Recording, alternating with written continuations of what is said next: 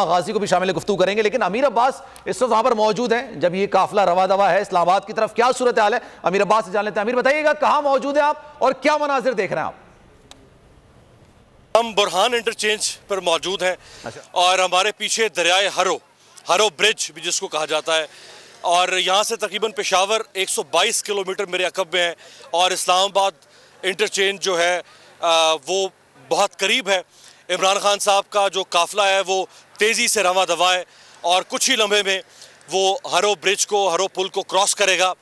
मैं आपको बताऊं कि जो रुकावटें खड़ी की गई हैं मोटरवे पर बिलखुसूस और बिलमूम मोटरवे से जुड़ने वाली तमाम शाहराहों और लिंक रोड्स पर, अगर हम मोटरवे की बात करें तो जिस हद तक जितना मुमकिन हो सकता था हुकूमत के लिए रुकावटें खड़ी करना, हुकूमत ने वो रुकावटें खड़ी की।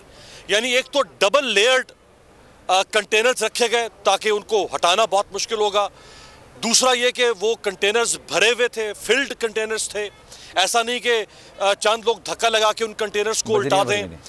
और तीसरी चीज़ ये कि कंटेनर से पहले मट्टी और रेत के तूदे और उनका ढेर, फिर कंटेनर्स पर, और कंटेनर्स के बाद फिर मट्टी और रेत के टीले और तूदे।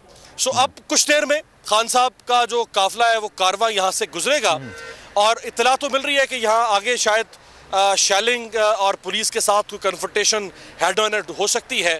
लेकिन हमारी टीम अगर कोई आगे है तो वो बेहतर इस बारे में अपडेट कर सकती है।